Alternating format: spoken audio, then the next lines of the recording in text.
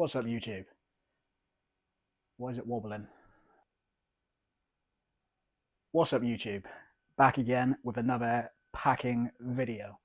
Now, for some reason, the last packing video I've done really well compared to all of our other videos. You guys seem to enjoy this more for whatever reason. So I thought, since we're going on another camp tomorrow, I'd do another packing video. So yeah. So tomorrow we're actually going to Totnes. It's another permission camp, off-grid site. So we will hopefully have a good time. And you'll notice I've got two bags there, and that is because we are actually taking the kids. So it'll be me, Alex, Grace, and Tommy. So I'm packing for me and Grace.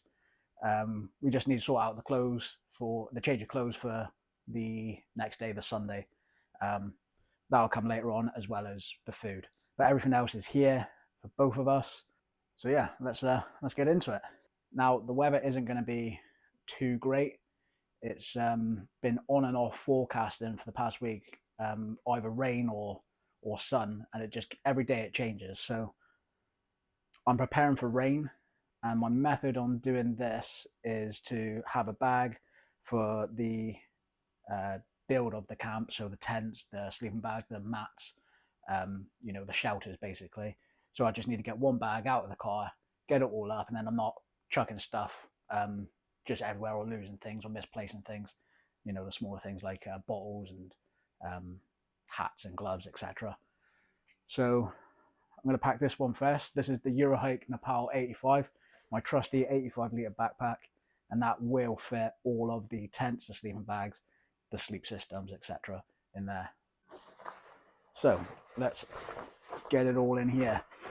Now, the last video I've done, someone mentioned about I packed my bag wrong, or it's too heavy, there's not a decent weight distribution.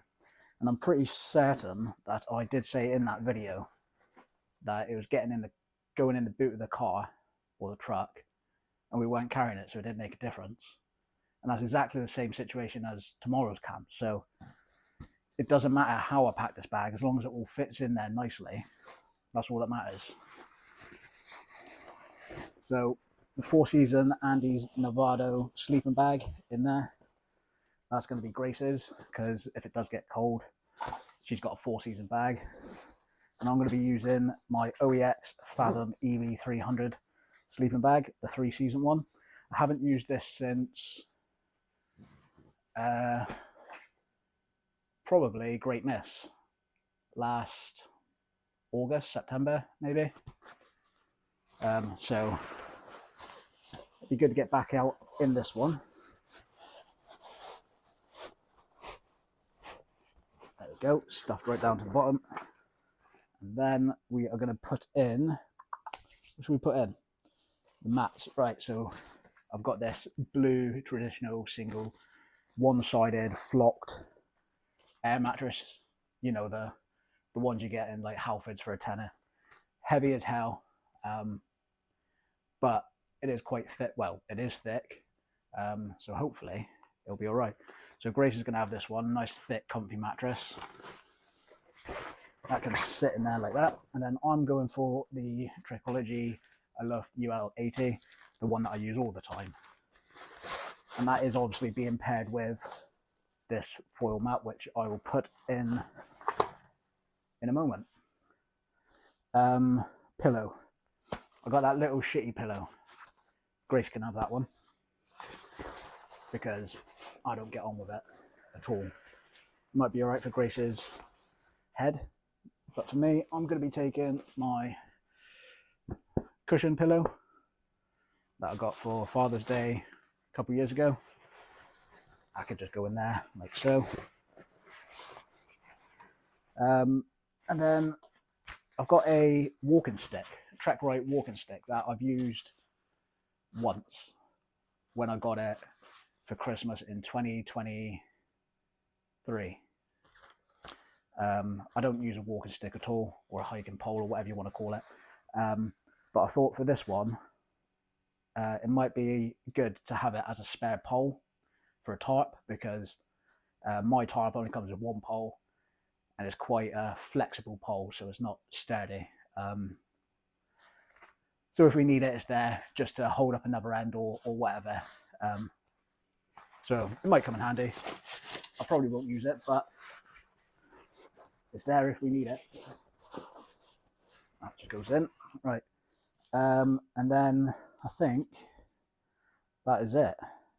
That is my cooking system. I don't need that. Right, so let's do this bag up.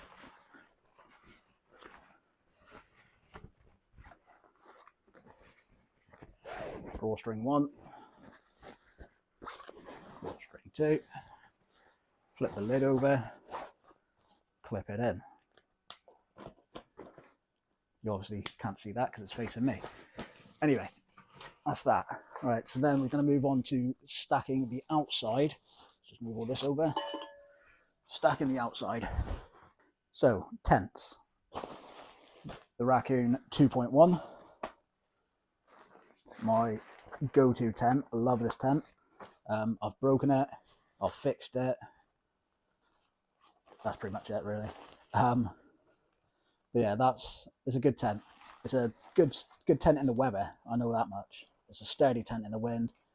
It's had no leaks or anything, so I know that's going to be watertight.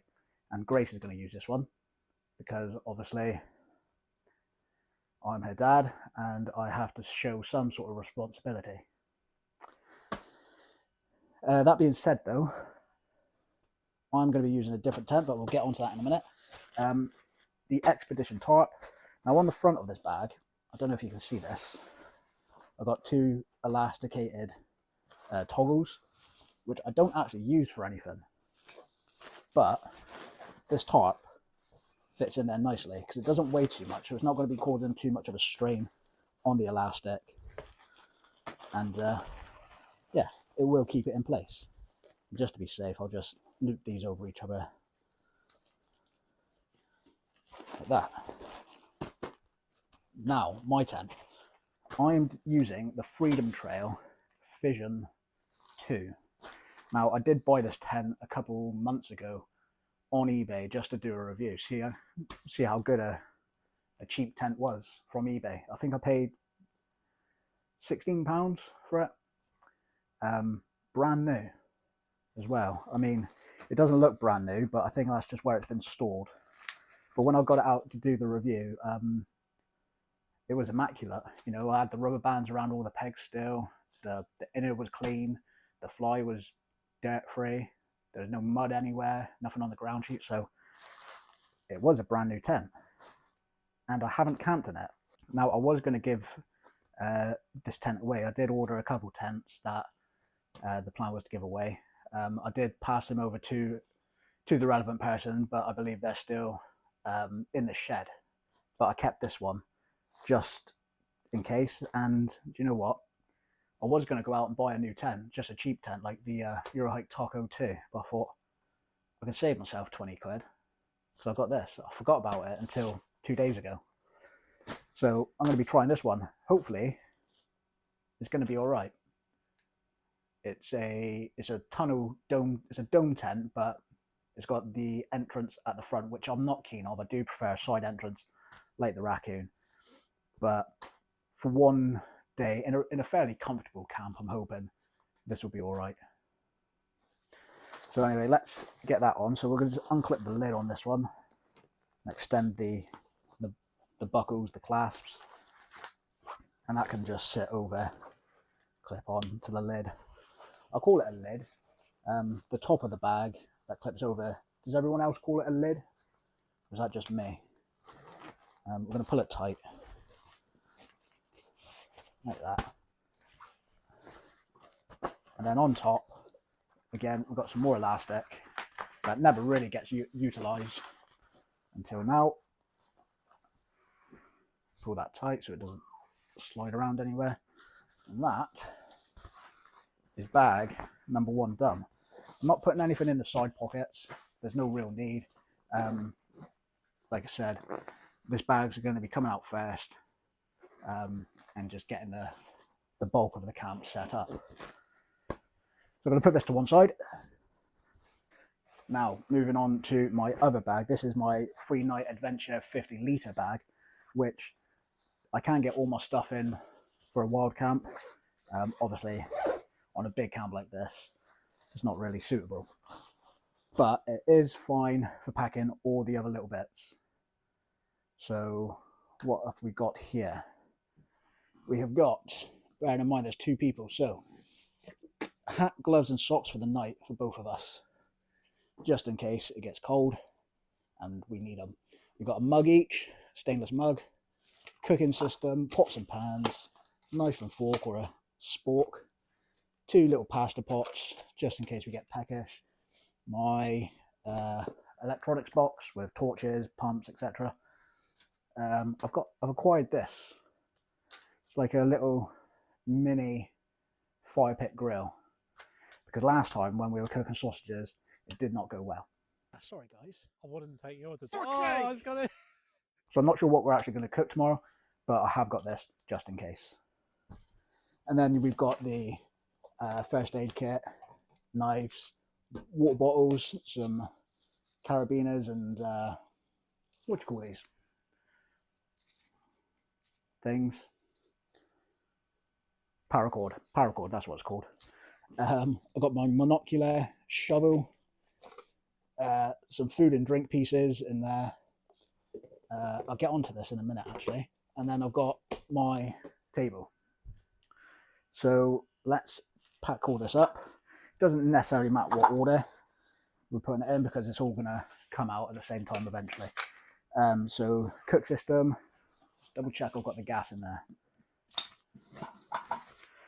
So this is the one I used last time, my Amazon special. Yep, I've got the gas in there, so that's fine. I don't know how much gas I've got left. I think I've probably got a quarter of a canister, so I do need to get some more. So cook system, pots and pans, just in case we decide to cook something that needs pots and pans. Knife and fork, they might get a bit lost in there, so I'll stick those in the side. Monocular, again, small item, stick it in the side. Shovel, that can go in there. Cups, in there, easy. First aid kit, keep that handy, that can stay in the bag and be kept handy. Water bottles, I've got 3 of those. These do need to be filled with water before we go, so I'm just going to put them in here for now. I'll dig them out later. 2 pots of noodles and pasta, carabiner and paracord stuff down in the side. And then 2 boxes here. We've got a drinks, hot chocolate, coffees in there because the kids like hot chocolates. Got some biscuits. I've got some oats for in the morning if I want it. So that's that. Knives, a normal knife, and then I've acquired someone bought me a nice little open L folding knife, which is quite nice. So that's going to stick in the side, out the way.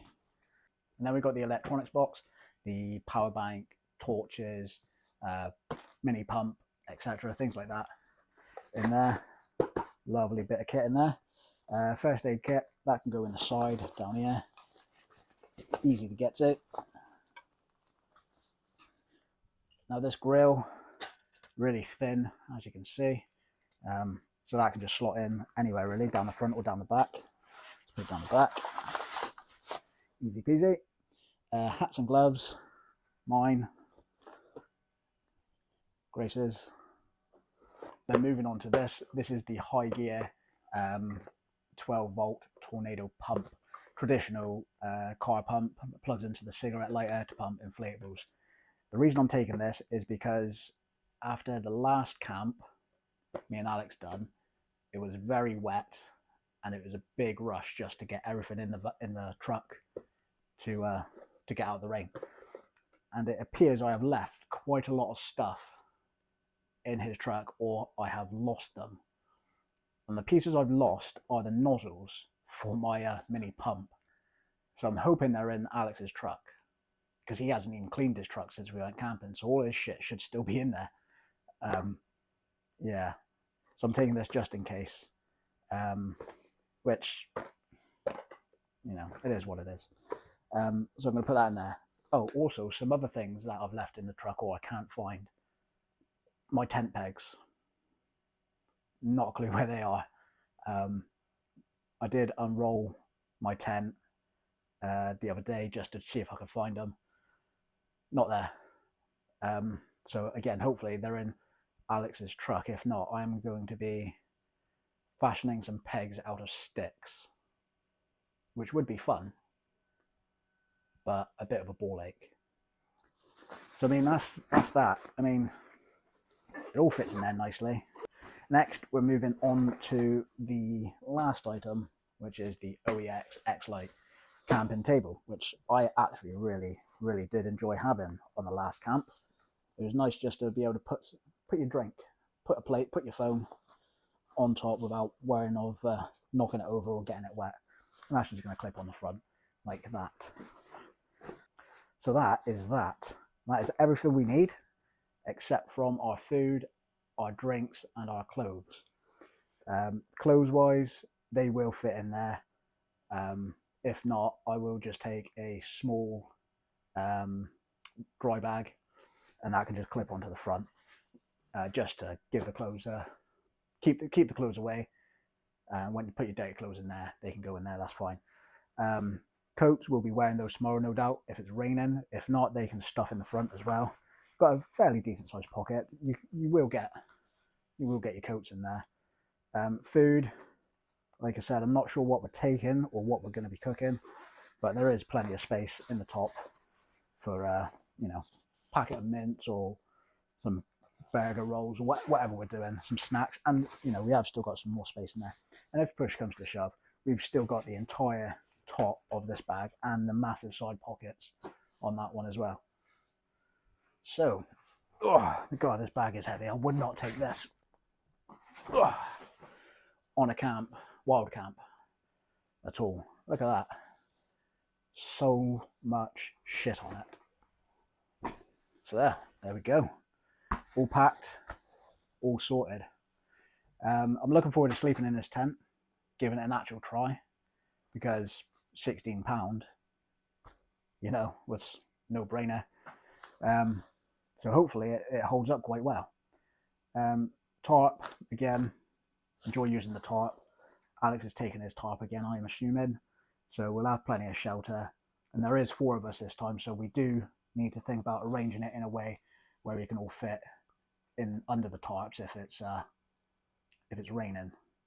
Camp chairs, they're in the car, they're in Alex's truck, so that's where they'll stay, just for some seating. I'm not going to take my Trekology collapsible chair because that's all right for wild camping, because it compacts down quite small and it's relatively lightweight, but it's not as stable as a normal traditional fold out chair, pull out, whatever you call it, chair thing. So we'll take those instead, like I did last time.